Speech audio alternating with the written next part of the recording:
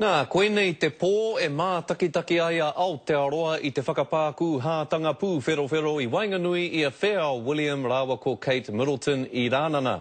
I kōreroa Irena Smith ki tētahi tangata Māori i te wā kāinga nei, mo ōna pānga atu ki te kāhui ariki.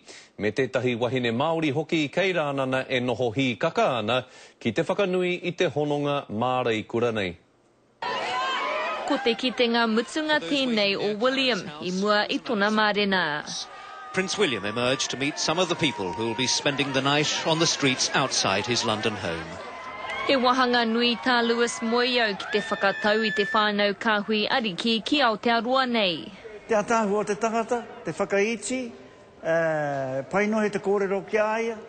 Koe rā pēr tētahi rere ke tanga ahakoa kāreau I tūtaki tata ki a Charles. I reira hoki a Lewis I te tainga mai o ngā mātua o William ki turanga nui a Kiwa. Ka mau hoki te wehi o tēnā hui ki Pohorawiri. Me taku pātata atu ki a Diana, a ki te au te tino atahu o tēnā wahine. Ki rānana kua tīmata ngā whakangahau mo te mārena. I hari kua katoa nā tānata. A kua nohia rātai no Amerika, no Europe, Afrika, he whānau ko tahi te ahua o rātai I reira. Kua whakaritea e Ngāti Rānana kia hui tahi rātau mo te mārena, pātata ki Westminster Abbey, te wāhi e whakapākuha ai rāua.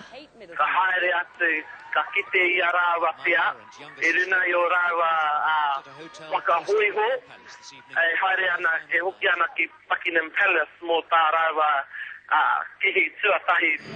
Engari ki te wā kāinga nei ko ngā tikanga inuti o Ingarangi kei te tū hei kaupapa whakanui I he mārena. Ko Gary Lewis no Turanga Nui a Kiwa te Māori kua waimarie ki te haere ki te mārena, he mema o te kāhui ariki tōna hua rangatira. No rongo whakaata Gary Lewis, tērā tangata waimarie, ka haere ki te reti ki ngā whenua o ahia, anā ka tūtaki ki tērā o ngā puti o te whānau o ngā kuini, ana mārena tonu, ana kei roto e te whānau o te kingitanga, o te kuinitanga. Aha kua pēhia, ka noho tonu tēnei haira nui whakahirahira ki te ao. Irena Smith, Te Karere.